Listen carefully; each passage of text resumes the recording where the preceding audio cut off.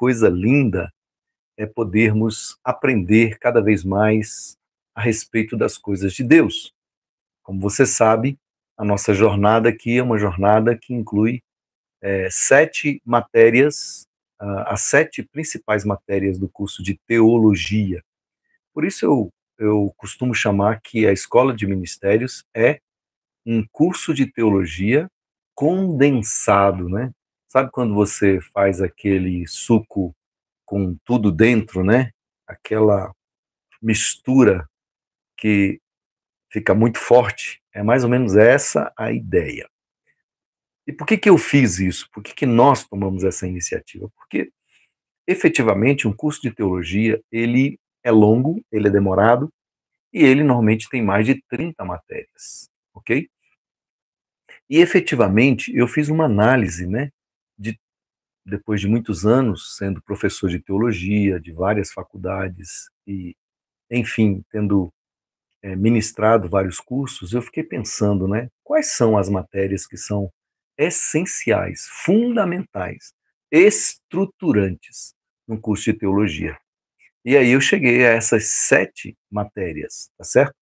E a gente vai se aperfeiçoando cada vez mais. Nós já estamos na terceira matéria. A primeira matéria foi estudamos sobre a origem da Bíblia, né? Como que a Bíblia foi formada? Como que a Bíblia chegou até nós? A Bíblia é confiável? Os manuscritos que nós temos, de fato, são confiáveis?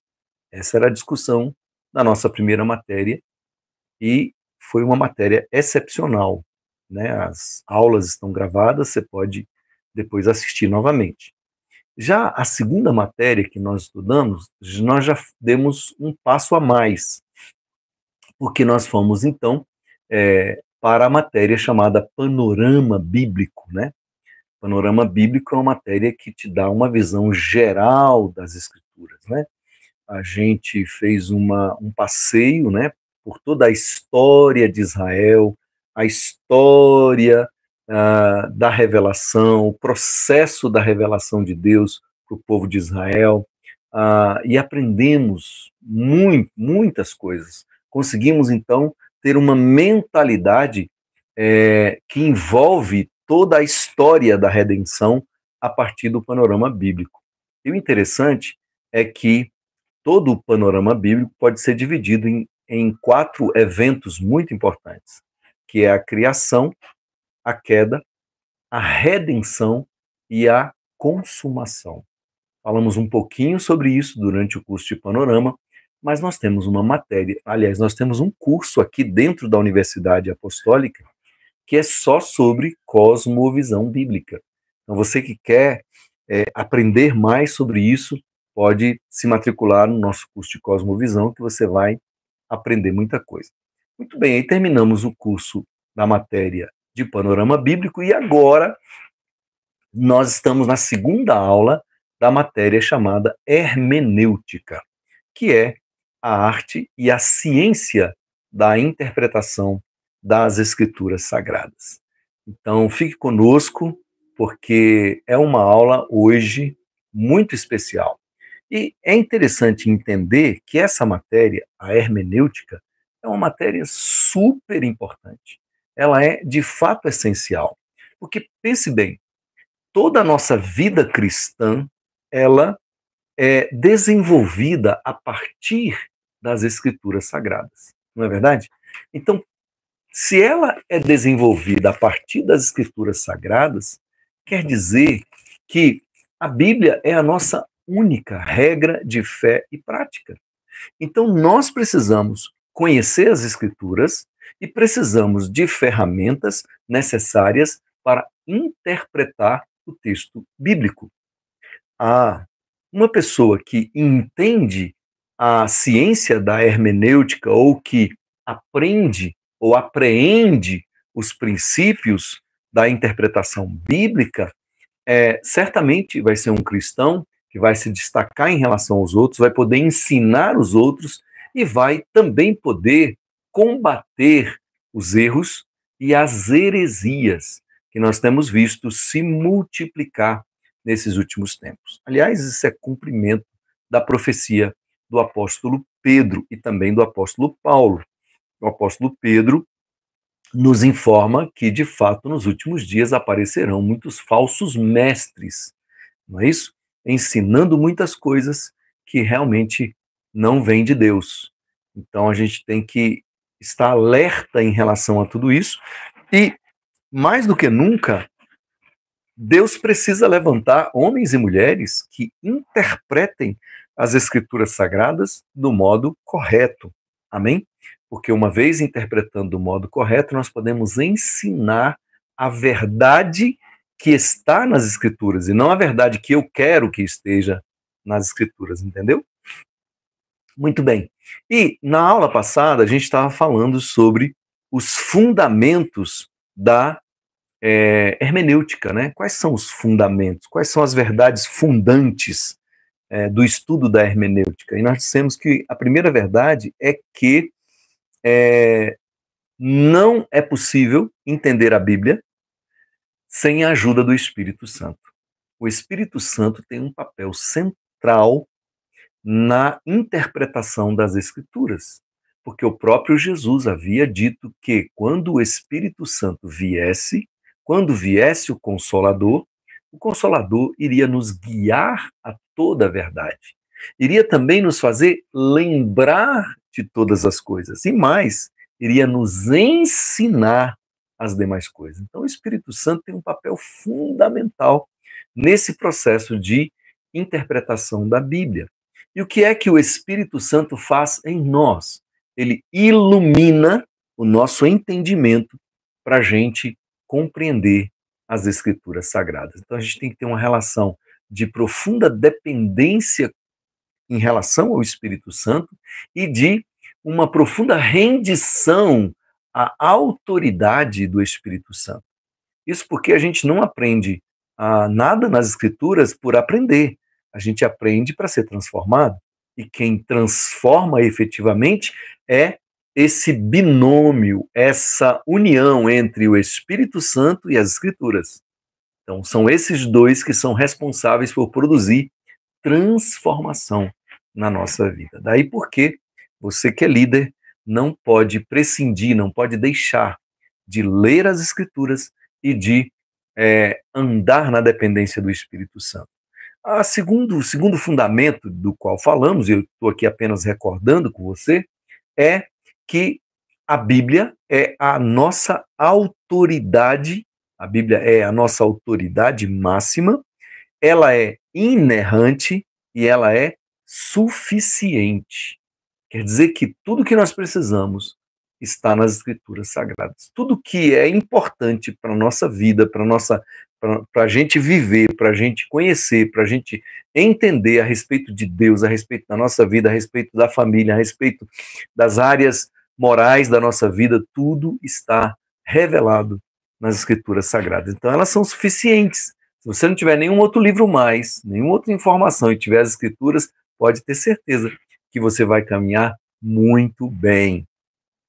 E o terceiro fundamento, né, da ciência da hermenêutica que nós temos falado é a chamada analogia da fé, que é nada mais, nada menos do que aquela afirmação de que a Bíblia interpreta a si mesma. Não é isso? Então você não precisa de correr atrás de outros intermediários para você entender a Bíblia, porque a própria Bíblia, ela se auto-interpreta. E aí nós falamos sobre aqueles aspectos muito importantes que são a ideia de que as verdades obscuras são iluminadas pelas verdades claras. Então, se tem um tema na Bíblia que está obscuro, você vai atrás do mesmo tema no resto das Escrituras e aclara aquilo que está sendo ensinado. Segundo, nós falamos que o Antigo Testamento, aliás, o todo interpreta as partes, né?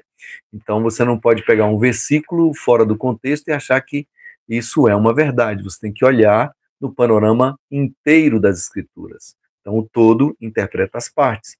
Em terceiro lugar, falamos que o Novo Testamento interpreta o Antigo Testamento. Tá certo? Porque o Antigo Testamento, a Antiga Aliança, é a sombra do que viria. Então, uma sombra é uma realidade obscura.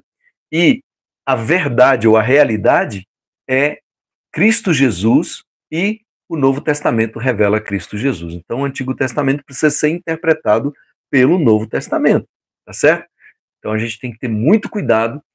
Quando você vai pregar alguma coisa no Antigo Testamento, você tem que sempre lançar esse olhar a partir do Novo em relação ao Velho para interpretá-lo corretamente. E, em terceiro lugar, dissemos que as cartas interpretam os evangelhos e Atos. Quer dizer que as cartas dos apóstolos, elas são a sistematização, elas são a análise mais profunda daquilo que as narrativas, tanto dos evangelhos quanto do livro de Atos, contam para nós. Beleza? E falamos também da unidade teológica ou da unidade das escrituras, né? Quer dizer, a Bíblia é um todo e ela possui uma unidade, ela não ensina duas coisas diferentes. A Bíblia não se contradiz em momento algum, tá bom? E hoje nós vamos entrar num assunto super importante que é princípios de interpretação. Falamos de fundamentos de interpretação e agora vamos falar sobre princípios gerais de interpretação. E o primeiro princípio que nós vamos aqui estudar e aprender é exatamente o princípio do contexto. Olha só, o princípio do contexto. Apóstolo, o que vem a ser esse princípio do contexto? É exatamente a regra de ouro da hermenêutica.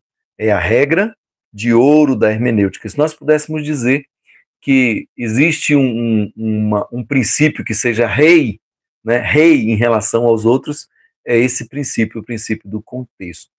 Ele vai nos ensinar que o contexto é o ambiente geral no qual está incluída uma determinada palavra, uma determinada frase, ou um determinado versículo, um determinado parágrafo, né?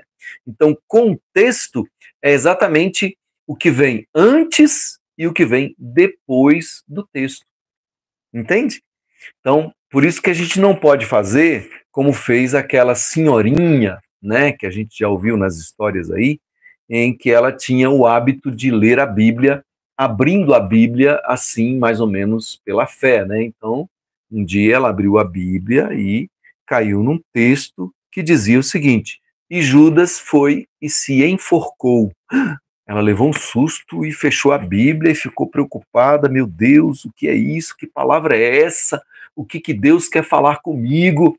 E, Senhor, e ficou assim, aflita e abriu em outro texto. Quando ela abriu em outro texto, ela apontou o dedo e o versículo estava dizendo assim: o que tens de fazer... aliás, estava escrito assim: vai tu e faz o mesmo. Meu Deus, ela fechou a Bíblia e já ficou angustiada e aflita. Judas foi e se enforcou, vai tu e faz o mesmo. Meu Deus, ai, eu preciso de uma confirmação. Aí abriu a Bíblia num outro versículo que dizia: o que tens de fazer, faze-o depressa. Isso é apenas uma lenda, né? Efetivamente eu nunca ouvi, nunca conheci essa senhora, né? Mas é mais ou menos a ideia de que quando você pega um texto fora do contexto, então você está procurando um pretexto para fazer o que você quer e não o que as escrituras diz. Então grave isso: texto fora de contexto é pretexto para a gente fazer aquilo que está na nossa cabeça e não aquilo que as escrituras estão dizendo. Então, todas as vezes que nós formos analisar um texto, nós precisamos levar em conta o que vem antes e o que vem depois. Isso se chama contexto. Agora, existem dois tipos de contexto que são muito importantes na interpretação dos textos sagrados. O primeiro, eu vou chamar, ou a hermenêutica chama, de contexto imediato. O que é o contexto imediato? É exatamente os versículos mais próximos que vêm antes daquele versículo que você está lendo e os versículos mais próximos que vêm depois daquilo que você está lendo. Ou, também, dito de outra forma, seriam os parágrafos anteriores ou o capítulo geral onde está inserido o texto que você está lendo, o versículo que você está lendo, tá certo? Aí sim, quando você leva em consideração o contexto imediato, você não comete determinados erros que são muito comuns a gente ver as pessoas cometerem, inclusive pessoas até, digamos assim, de renome. Por exemplo, aqui na Bíblia, em Filipenses 4:13, nós encontramos uma afirmação muito linda, um versículo muito forte, que muita gente usa, mas usa de certa forma indevidamente. É o capítulo 4 e o versículo 13, que diz assim: posso todas as coisas naquele que me fortalece. Esse versículo é um versículo muito lindo, né? Eu já vi até jogadores de futebol colocarem no pescoço, né, escreverem esse versículo, outros no braço, enfim. É um versículo muito propalado, muito usado, muito falado. Posso todas as coisas naquele que me fortalece. Então, os chamados adeptos ou pregadores do evangelho da prosperidade, ou da teologia da prosperidade, que não é uma teologia bíblica, eles pegam esse versículo e dão a seguinte interpretação: o que o texto está dizendo é que eu posso todas as coisas naquele que me fortalece. Então, eu posso ter sucesso, eu posso ter riqueza, não é isso? Eu não posso ser uma pessoa fracassada, não posso ser uma pessoa pobre, não posso andar num carro ruim, não posso andar num carro velho, não posso morar numa casa velha, eu tenho que ter tudo do bom e do melhor, porque eu posso todas as coisas naquele que me fortalece. Olha que interessante, né? Essa é a interpretação mais corriqueira que a gente vê por aí. Mas quando você vai olhar o contexto, isto é, o que vem antes e o que vem depois do que está nesse versículo, você vai ver Paulo dizer da seguinte maneira: ora, versículo 10, muito me regozijei no Senhor por finalmente reviver a vossa lembrança de mim, pois já vos tinhais lembrado, mas não tinhais tido oportunidade. Não digo isso como por necessidade, porque eu já aprendi a me contentar com o que tenho. Sei estar abatido e sei também ter abundância. Em toda a maneira e em todas as coisas estou instruído, tanto a ter fartura, como a ter fome, tanto a ter abundância, como a padecer necessidade, posso todas as coisas naquele que me fortalece.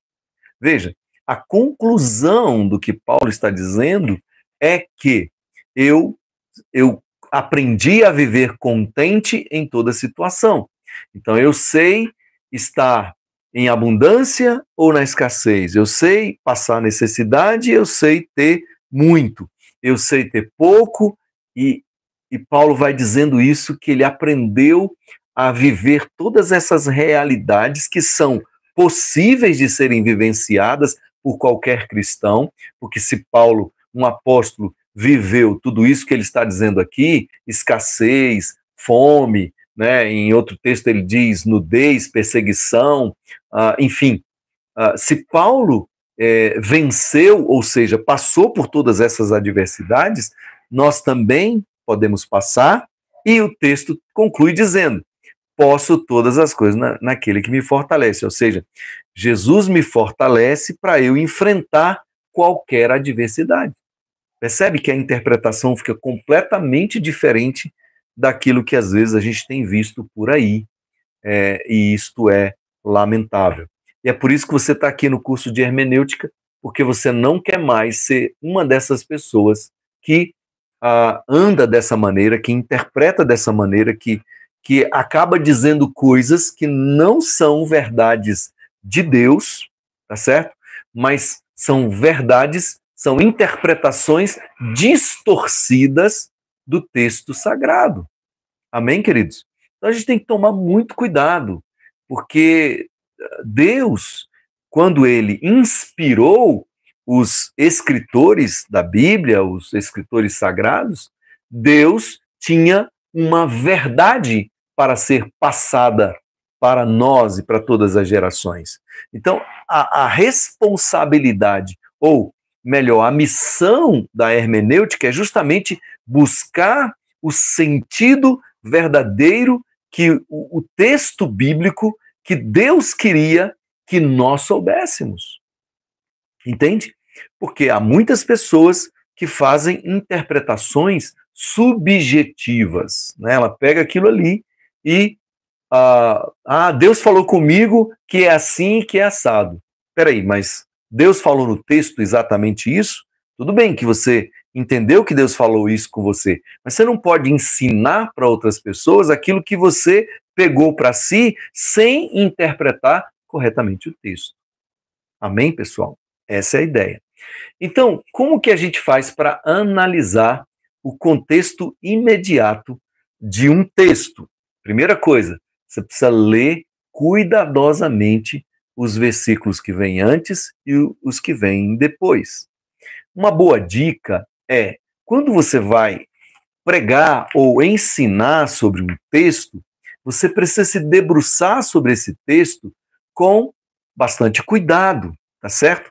Me lembro de um professor meu que dizia que o ideal é que a gente leia aquele texto que nós estamos pretendendo ensinar ou interpretar, que a gente lesse pelo menos 20 vezes o mesmo texto e fosse fazendo anotações a respeito do texto, tá certo?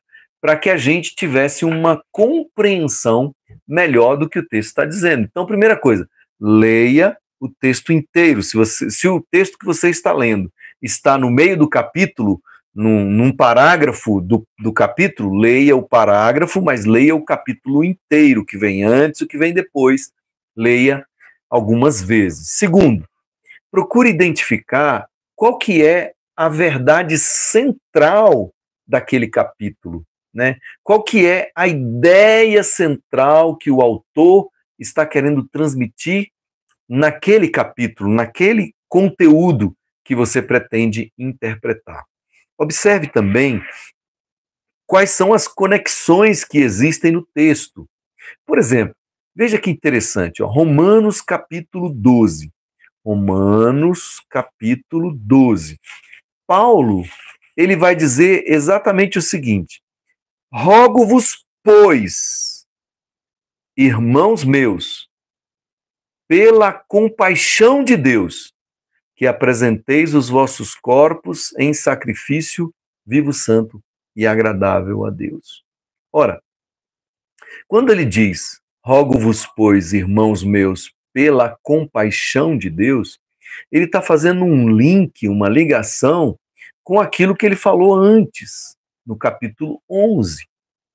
E aí é muito interessante você se lembrar do que nós aprendemos na primeira matéria, que a Bíblia, o escrito da palavra de Deus é inspirado por Deus, mas a divisão em capítulos e versículos foi feita posteriormente, para ajudar a encontrar os textos. Mas essas divisões, elas não são de inspiração divina. Então, às vezes, eu sei que eles tomaram muito cuidado, as pessoas que dividiram os textos fizeram da melhor maneira possível, tá certo? Mas, às vezes, você vai encontrar um capítulo que, na verdade, ele está terminando o capítulo anterior. Então, daí você tem que ler o capítulo anterior para você entender a verdade central daquilo que o autor está dizendo. Nesse caso aqui de Romanos 12, ele diz assim: rogo-vos, pois, irmãos, pelas misericórdias de Deus, ou pela compaixão de Deus. Do que Paulo está falando quando ele está falando pelas misericórdias de Deus? Ele está dizendo que tudo que ele falou antes evidencia a grande misericórdia de Deus por nós. E por isso, por causa dessas misericórdias, nós devemos apresentar os nossos corpos em sacrifício vivo, santo e agradável a Deus. Percebe? Que no caso desse texto, o contexto dele é, na verdade, os capítulos todos anteriores. Porque no capítulo 1 até o 3, Paulo fala da justificação pela fé. no capítulo 5, ele fala de como como devem viver os que são justificados pela fé, né? Fala no capítulo 6 sobre o batismo, fala no capítulo 8 sobre o Espírito Santo que nos é dado e as vitórias que nós temos por causa disso. Fala sobre a escolha do povo judeu como uma escolha de Deus para ser o povo escolhido do Senhor, nos capítulos 9 a 11. E aí ele encerra no capítulo 12 dizendo assim, gente, já que Deus já fez tudo isso por nós, já que Deus já demonstrou tanta misericórdia e tanta compaixão por nós, então nós devemos apresentar os nossos corpos. Nós devemos dar uma resposta à altura. E qual é a resposta? Apresentar os nossos corpos em sacrifício vivo, santo e agradável a Deus. Percebe, então, que interessante essa questão do contexto? Então, a grande pergunta que você tem que fazer é, como é que esse texto que eu estou lendo agora, esse versículo que eu estou lendo, se você for pregar sobre um versículo ou ensinar a verdade de um versículo, ou se você for ensinar sobre um parágrafo dentro de um capítulo, a pergunta que você deve fazer é, como é que esta passagem que eu estou lendo, como que ela se encaixa no geral do argumento que o escritor está escrevendo ao longo de todo esse capítulo, de todo esse conteúdo, de toda essa unidade do que ele está falando. Beleza, pessoal? Então nós aprendemos que o primeiro contexto que nós devemos levar em conta é o contexto imediato. Quer dizer, imediatamente o que vem antes, imediatamente o que vem depois. Se você fizer isso, se você usar essa técnica, se você usar esse princípio, eu tenho certeza que dificilmente você vai interpretar equivocadamente a verdade do texto bíblico. Tenho certeza que você vai conseguir arrancar do texto aquilo que, de fato, Deus quer falar. Não apenas com você, mas com toda a igreja, com todo o povo de Deus na face da terra. Amém, queridos? Segunda regra do contexto tem a ver com o contexto não do versículo, mas o contexto do livro de um modo geral. O que é o contexto do livro? É que cada livro da Bíblia foi escrito, foi inspirado por Deus, cada livro com um propósito, com uma razão de ser, com um direcionamento do alto. E mais, cada um desses livros foi escrito para um povo ou para um receptor, né, específico, para um público particular. Né? Cada livro foi escrito com um propósito, não é isso? E também escrito para um público especial. Então, quando nós estivermos estudando um texto bíblico, a gente deve levar isto em consideração. Levar em consideração o livro como um todo e não apenas a sua parte. Vou dar um exemplo para vocês. Quem já leu aqui Eclesiastes? Eclesiastes é um livro muito interessante. Por quê? Porque ele expressa digamos assim, a velhice de Salomão. Salomão está velho nesse texto aqui, no livro de Eclesiastes. Salomão já está muito maduro, muito velho, olha para trás e viu que fez muita besteira, fez muita coisa errada, tá certo? E ele escreve esse livro assim com maestria. Mas quem lê algumas partes desse livro pode pensar que esse livro é simplesmente um livro de um autor pessimista. Por quê? Porque nesse livro, Salomão diz que o homem, tudo é passageiro, não há nada de novo na terra, não há vantagem em ser sábio nem em ser bom, o tempo apaga tudo, tudo é vaidade, tudo é aflição de espírito, tudo se repete sempre, os olhos não se cansam de ver, os ouvidos não se cansam de ouvir, são insaciáveis, o conhecimento é vaidade, o prazer é vaidade, o sucesso é vaidade, a fama é vaidade, as riquezas são vaidade.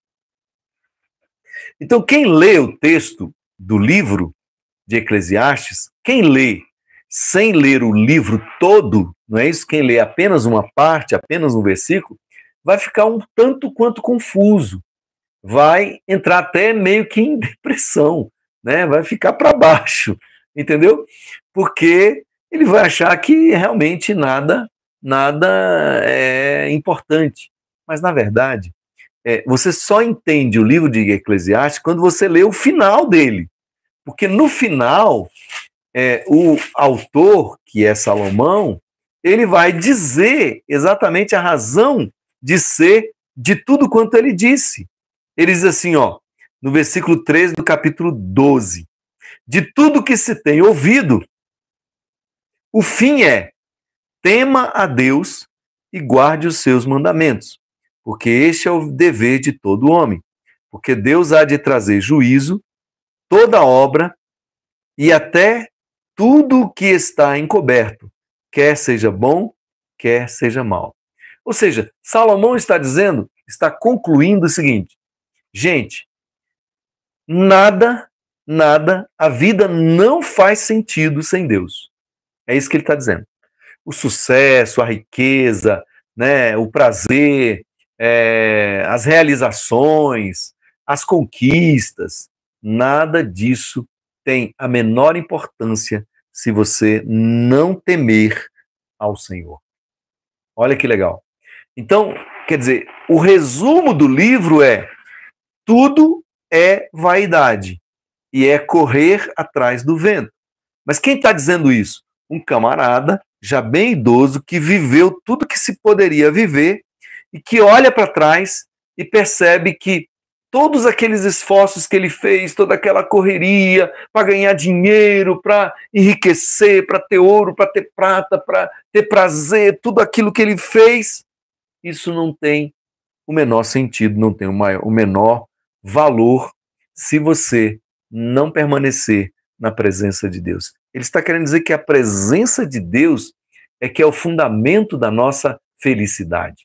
É que o nosso relacionamento com Deus, o temor a Deus, é que faz com que nós possamos viver uma vida que realmente vale a pena ser vivida. Então, resultado, Eclesiastes está dizendo para nós o seguinte: não vale a pena viver uma vida inteira, por mais que você conquiste coisas, se você ficar longe de Deus. Amém? Você tem que estar perto do Senhor. Mas qualquer pessoa desavisada que lê o livro, ou lê um pedaço do livro, uma parte do livro, pode ser que essa pessoa faça uma interpretação equivocada do que Salomão realmente está querendo dizer. Então, essa ideia de você interpretar o texto à luz do todo do livro, essa é uma regra muito importante. Quando você entende isso e age desta maneira, você elimina muitas possibilidades de você entrar por caminhos equivocados, por interpretações erradas. Agora, como analisar, então, o contexto do livro, já que essa é uma regra, né?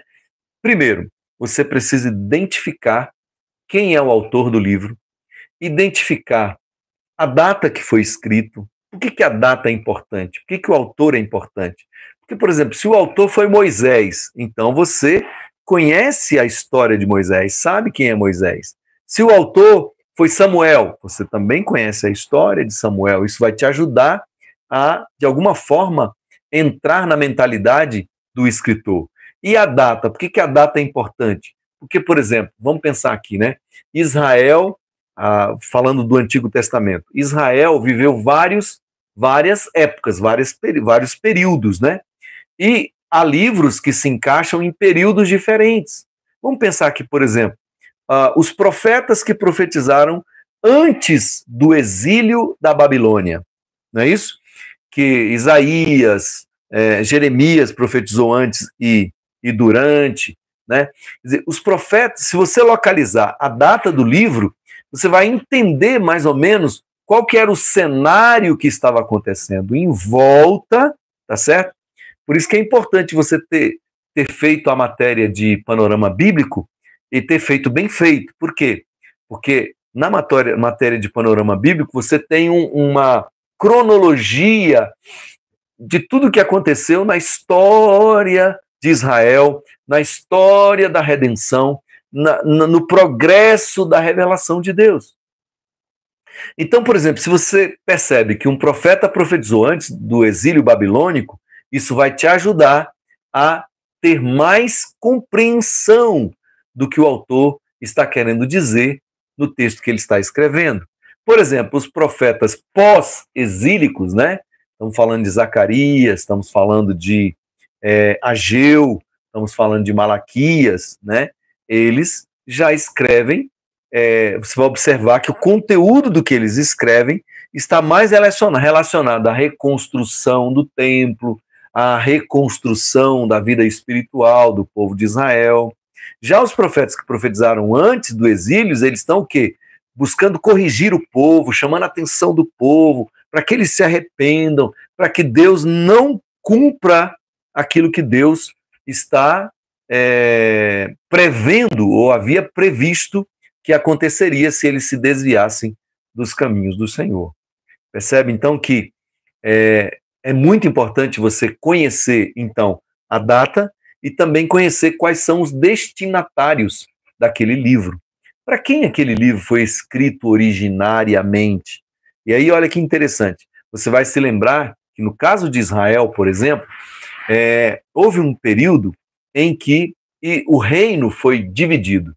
Houve um período em que o reino era unido, né, que é durante o reinado de Saul, de Davi e de Salomão.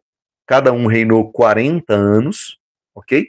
Então, 120 anos, o reino tá unido, é um só reino. Mas já no governo do filho de Salomão, que é Roboão, o reino foi dividido em dois. E aí nós temos reino do norte, Israel, e reino do sul, Judá. Reino do sul, Judá, capital Jerusalém, reino do norte, capital Samaria. Então, como o reino do norte, olha que interessante, como o reino do norte, ele ficou longe de Jerusalém, longe do templo sagrado, então o reino do norte, ele cedo, muito rápido, se desviou, se apostatou da fé. Começaram a idolatrar bezerro de ouro, começaram a seguir outros deuses, e você vai vendo a decadência do reino do norte a cada reinado que entra, a cada rei que entra, a decadência é maior. E aí você, por exemplo, se você pegar um profeta que profetizou para o reino do norte, se você não entender como é que estava o reino do norte, você não vai interpretar corretamente o texto, tá certo? Aí você vai me perguntar, mas apóstolo, como é que eu faço? Como é que eu vou descobrir essas coisas? Vou te dar uma dica super simples. Todo intérprete da Bíblia precisa ter uma Bíblia de estudo. Existem várias Bíblias de estudo, várias Bíblias interessantes, importantes, né? Bíblia de Genebra, Bíblia Vida Nova, Bíblia, são várias Bíblias que são Bíblias de estudo, né? Essas Bíblias, normalmente, elas vão apresentar, no início de cada livro, elas vão apresentar uma introdução a respeito do livro, em que nessa introdução é dito tanto o nome do autor, como para quem foi dirigido aquele texto, em qual época, tá certo? Como que estava a realidade do povo naquela época. Tudo isso você vai encontrar numa simples Bíblia de estudo, tá certo? Então, a Bíblia de estudo, ela tem essa função bem interessante, que é de trazer uma introdução sobre cada livro, dizendo quem é o autor, qual é a época, qual é o público para quem foi destinado aquele texto que foi escrito, tá certo? Então, vale a pena você ter uma Bíblia de estudo se você ainda não tem, tá bom? Depois eu vou dar uma dica para vocês aqui de que Bíblia seria interessante você adquirir, né? Como tem várias, a gente pode orientar você para adquirir uma Bíblia que seja bastante coerente, tá certo? vai ser muito bom para você. Bom, falamos então do contexto imediato, falamos do contexto do livro, agora nós vamos falar do último dos contextos, aliás, do terceiro contexto, que é o contexto histórico e cultural. O que é o contexto histórico e cultural? Nós estamos falando que a Bíblia é um livro que foi escrito ao longo de um período de 1.600 anos por 40 escritores diferentes, né, inspirados por Deus, mas você vai ver que existem culturas diferentes. Por exemplo, quando você lê o livro de Esther, ele está falando sobre a vida dos judeus ainda sob o domínio dos medo-persas, dos persas, né? Então, há coisas ali no texto, como, por exemplo, quando você lê a história da rainha, né, Vasti, que não deu ouvidos ao convite do rei, né, para que se exibisse para os seus convidados, né, e com isso ela comete um crime grave dentro dos costumes da Pérsia, percebe? Então, quer dizer, Esther é um livro que está inserido num contexto cultural diferente de um outro contexto, por exemplo, quando você lê um livro como o livro de Josué, é um outro contexto, é um contexto em que o livro está falando das conquistas de Israel, justamente para que os judeus, os israelitas, se lembrem de como foi que Deus esteve com Josué e de como foram as grandes vitórias que Deus deu ao povo. Então é muito importante, nessa questão do contexto cultural e histórico, você compreender quais são os costumes da época. Por exemplo, eu tenho aqui na minha biblioteca muitos livros, né? Porque realmente o intérprete da Bíblia, ele precisa de ter livros, né? Livros que possam ajudá-lo na hora de entender determinado assunto. Por exemplo, aqui nesse livro, Manual dos Tempos e Costumes Bíblicos, né? Quando você pega um livro desse aqui, é um livro que você sempre vai ter muita ajuda para você. Por quê? Porque ele vai te dizer coisas, por exemplo, azeite e vinho, ele está falando aqui, né? O azeite e vinho eram usados como remédios na época de Jesus. Então, que legal, interessante. Aí ele fala aqui, por exemplo, sobre as moedas, né? Quais os tipos de moedas que haviam, como é que eram as casas na época. Tudo isso, esse escritor, William Coleman, né?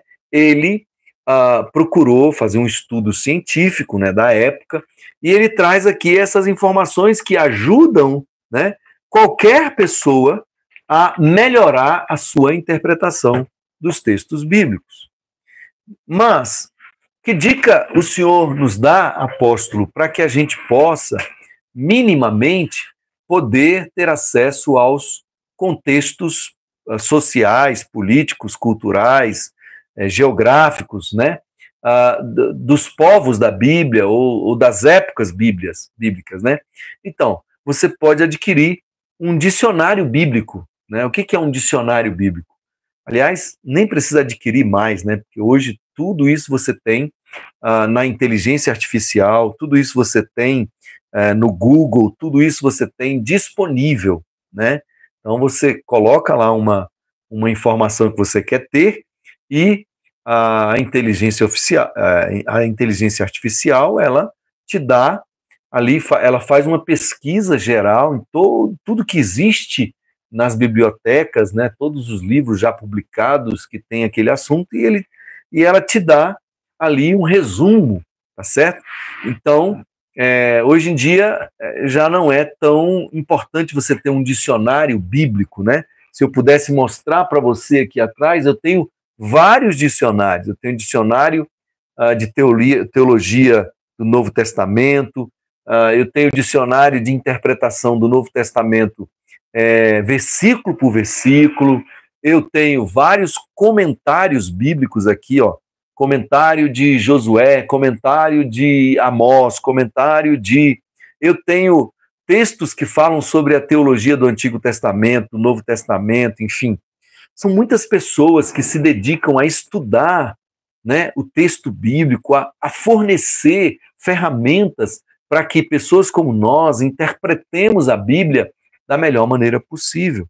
A gente tem que, sim, valorizar os livros, valorizar os escritores, porque uma pessoa, para escrever algo, como, por exemplo, esse livro que eu estou mostrando aqui para você, quer dizer, a pessoa teve que se debruçar, às vezes, muitos anos para ter esse material e trazê-lo para nós, né? Então a gente tem que valorizar, tem que dar valor, dar importância, porque Salomão dizia que nós devemos adquirir o conhecimento com toda a riqueza que nós tivermos, porque o conhecimento, a sabedoria, ela vale mais do que o ouro e do que a prata, tá certo?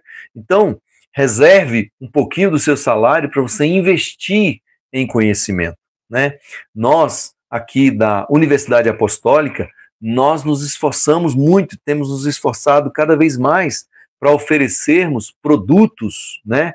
Cursos, treinamentos, para que qualquer pessoa possa ter acesso e possa crescer na fé, crescer no conhecimento, crescer na graça do Senhor Jesus. Vou dar um único exemplo para você, por exemplo, na Universidade Apostólica, nós temos um curso chamado Consolidação, Escola de Consolidação. O que esse curso faz? Ele te dá 12 fundamentos da fé cristã que todo novo convertido precisa ter. Então, ele tanto serve para preparar novos convertidos para o batismo, como serve para formar nas pessoas que estão na sua igreja uma mentalidade a respeito dos fundamentos da fé. Porque, às vezes, muitas pessoas chegam na igreja e você não sabe se ela tem fundamentos. Então, o legal é fazer com que todas as pessoas façam o curso de consolidação, a escola de consolidação, porque a pessoa vai, enfim, ter os fundamentos ali da fé para ela poder seguir. Outro curso que nós temos dentro da Universidade Apostólica é a Escola de Discípulos. Olha que legal. É uma escola que tem todas as aulas são voltadas para a formação de discípulos, né? Para um discipulado que leve a pessoa do zero até a maturidade, olha só, do zero até a maturidade. Então, e livros, nós temos vários livros, você não sabe, mas, por exemplo, nós temos na plataforma Hotmart, nós temos quase 30 livros escritos ali, que você pode, então, também adquirir, também crescer em diversas áreas da fé cristã. Beleza? Então, voltando aqui ao nosso assunto, contexto cultural e histórico, a gente vai atrás através de um dicionário bíblico, tá certo? E isso você pode ter às suas mãos através das suas pesquisas na internet, a pesquisa com inteligência artificial ou pesquisa direto no Google, e você vai ter bastante informações, tá bom? É sempre bom, sempre que você faz uma pesquisa, no Google, por exemplo, aparece várias respostas. Nunca leia apenas uma resposta, né? Leia várias respostas para você então ver se está batendo uma coisa com a outra, porque se estiver batendo uma coisa com a outra, há grande chance, né, 90% de chance de que aquela informação seja correta, tá bom? Não vá pegando a primeira e achando que essa informação é a correta. Veja as outras. Normalmente elas estão falando a mesma coisa, mas por uma questão de precaução, eu sugiro a você então que faça esse caminho, tá certo? De comparar o resultado das suas pesquisas. Então esse é o contexto histórico e cultural. Vou dar um grande exemplo aqui para você do que pode acontecer quando você não leva em conta o contexto cultural e histórico. Em 1 Coríntios, capítulo 11, Paulo está recomendando às mulheres de Corinto que elas usem o véu. Olha que interessante. Ele está orientando as mulheres para que usem o véu, tá certo? E por conta disso, né, houve quem criasse uma doutrina, olha só, de que as mulheres verdadeiramente crentes têm que usar o véu, tá certo? Mas veja, por que que toda a interpretação ou a hermenêutica desse texto em relação toda a hermenêutica das igrejas reformadas, das igrejas históricas, das igrejas que buscam realmente interpretar as escrituras corretamente, por que que todas as igrejas evangélicas, nenhuma delas, a não ser uma, adotou essa doutrina do véu? Porque, efetivamente, quando você lê o contexto da passagem e quando você estuda a realidade que envolve essa passagem, você percebe que, na verdade, está se tratando de uma orientação relacionada à cultura daquela cidade, daquela época. Tanto é assim que Paulo ele não repete esse mesmo ensinamento para outras igrejas, a não ser em Corinto. Porque a cidade de Corinto ela ficava num porto, era uma cidade grega, né, que ficava num porto. E uma cidade romana, aliás, né, uma cidade dominada pelos romanos, que era uma cidade portuária. Então, um lugar de muitíssima prostituição, porque muitos navios paravam ali na cidade, tá certo?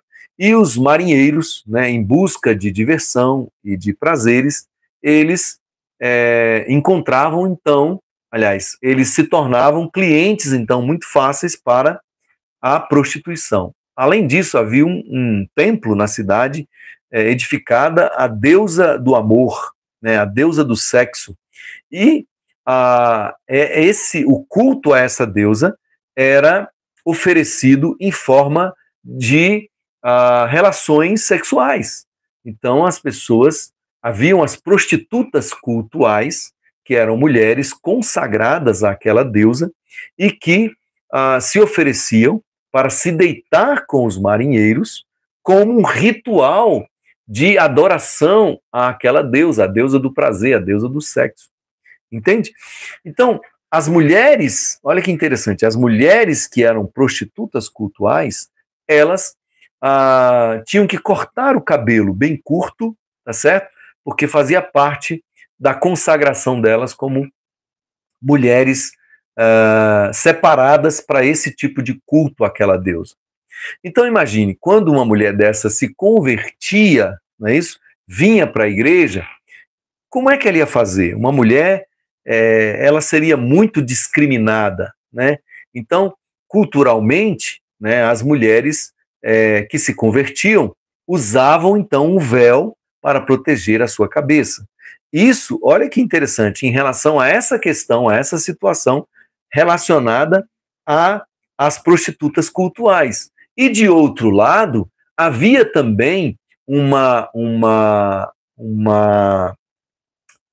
aspecto cultural relacionado ao cabelo que dizia o seguinte: uma mulher séria não podia ficar mostrando os cabelos fora de casa, em público, porque isso demonstrava que essa mulher era uma mulher fácil, era uma mulher disposta, querendo se prostituir, e era uma mulher rebelde, entende? Então, era um assinte à cultura daquela cidade, esse tipo de comportamento. Então, por isso também, Paulo recomenda que as mulheres cristãs usem o véu, ok? Então, percebe que se a gente não tiver muito cuidado e não tiver muita cautela, né, é óbvio que se Paulo tivesse falado para outras igrejas a mesma coisa, né, a gente teria então a formação de talvez um mandamento dado pelo apóstolo Paulo, mas de forma alguma temos aqui um mandamento, mas temos sim uma orientação que tem a ver com a cultura da época. Outra coisa interessante, para você entender, né, como que era a época. Na época de Paulo, na época do Novo Testamento, havia pelo menos 50 milhões de escravos em todo o Império Romano. Então, Paulo, então, escreve aos irmãos em Cristo que eram escravos para que eles se comportassem de forma que agradasse a Deus e que eles fossem obedientes aos seus senhores. Observe que esse ensinamento de Paulo, ele não pode alcançar a quem não está debaixo de um regime escravagista, né? Percebe?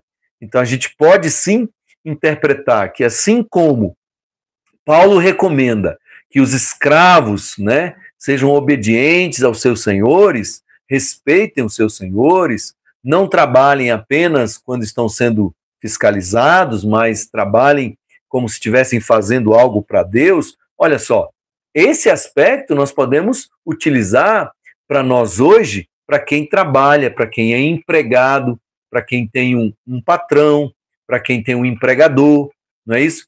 A gente pode usar o aspecto de que a gente não deve fazer nada apenas para mostrar para o nosso chefe, mas nós devemos fazer sempre pensando em agradar primeiramente a Deus. Isso sim. Agora, não dá para a gente tratar os nossos patrões ou chefes como senhores de escravo, né? Não dá para a gente se comportar como escravo. Mais ou menos isso que eu quero dizer. Para vocês perceberem que há coisas que, quando você estuda o contexto cultural, o contexto histórico, isso vai te ajudar muito a compreender o que estava na mente do escritor, do apóstolo que escreveu a carta ou de quem escreveu o texto, o que estava em mente quando ele fala daquele tema, daquele assunto, por exemplo. Tá certo? Então aí, gente, a gente vai compreendendo que quando vamos estudar um texto bíblico, há vários princípios de hermenêutica que nós devemos usar. E o princípio, ou a regra de ouro, é, de fato, o princípio do contexto, não é isso? Contexto é o ambiente geral no qual determinado texto ou ensinamento está sendo colocado. E aí a gente, então, tem que levar em conta o contexto imediato, que é as palavras que vêm antes e depois, o contexto do livro, que é o todo do livro em relação à mensagem que você está lendo ali naquele momento, e também temos que levar em conta o contexto cultural, histórico, relacionado a aquele texto que foi escrito. E por último, relacionando a questão do contexto, nós temos que levar em conta também o que nós chamamos de contexto teológico, né? O que seria isso? Seria a ideia de pensar como esse texto que eu estou lendo aqui, ele se encaixa no resto das Escrituras Sagradas. Como que esse texto é tratado, como esse assunto é tratado no todo, no geral das Escrituras Sagradas. Isso nos ajuda, com certeza, a gente compreender determinados textos que, às vezes, parecem ser, pelo menos aparentemente, contraditórios. Como, por exemplo, aquele texto que está em Tiago 2:24. Tiago 2:24. Olha que interessante. Esse é um texto que já foi muito discutido, muito debatido, e que a gente, então, pode usá-lo como um parâmetro sobre essa questão de interpretar um texto de acordo com o contexto do cânon bíblico, o contexto das Escrituras de um modo geral, o contexto teológico no sentido da teologia bíblica do Antigo Testamento e do Novo Testamento, tá certo? O texto diz o seguinte, 2:24, diz assim: vede, então, que o homem é justificado pelas obras e não somente pela fé. Ora, quem lê esse versículo vai pensar assim, ora, Tiago está em contradição com Paulo, porque Paulo diz que um homem é justificado unicamente pela fé, tá certo? Então, a pessoa pode, então, pensar, né, ou chegar a essa conclusão precipitadamente, quando não olha para o contexto geral das Escrituras Sagradas. Espera aí, o que as Escrituras Sagradas, o que o Novo Testamento fala sobre justificação? sobre salvação. Então a gente vai ver que o próprio Jesus vai dizer em João capítulo 1, versículo 11 e 12, que ele veio para o que era seus, mas os seus não o receberam, mas a todos quantos o receberam, deu-lhes o poder de serem feitos filhos de Deus, a saber, os que creem no seu nome. Ó, a fé, não é isso?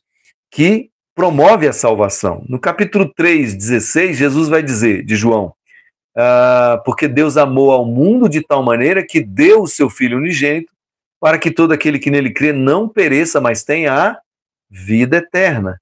Então, para que todo aquele que nele crê, tá certo? Então, Paulo vai dizer em Efésios capítulo 2, versículo 8, que pela graça sois salvos, mediante a fé.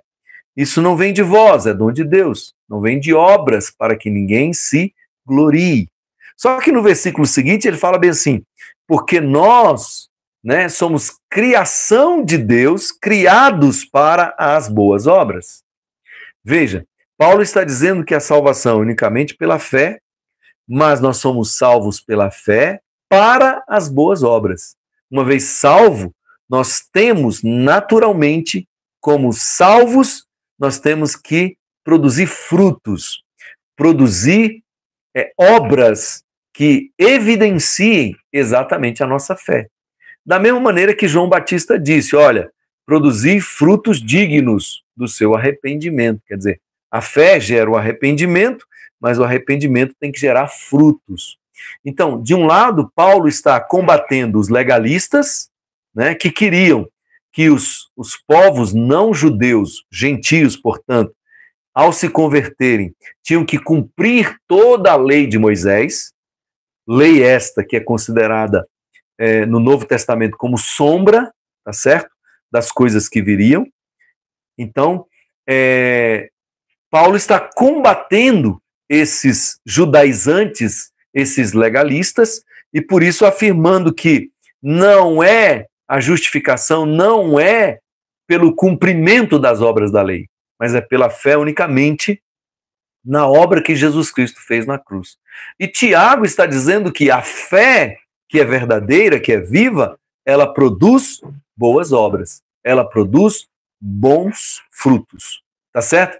Então essa é exatamente a ideia de você analisar um texto bíblico de acordo com o contexto geral das Escrituras, tá bom? E nós vamos ficando por aqui, né? Que afinal de contas já foi 1 hora de aula. E eu estou vendo aqui que, se dependesse de mim, eu ainda ia ficar aqui umas 2 horas falando sem parar. Então, como eu tenho misericórdia e piedade de vocês, nós vamos parar por aqui para não cansar a sua mente, tá certo?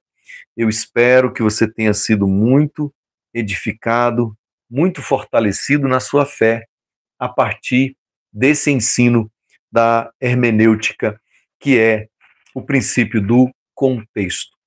Então, que Deus abençoe a tua vida, que Deus te conduza em vitória e nós nos veremos na próxima aula, se Deus assim quiser.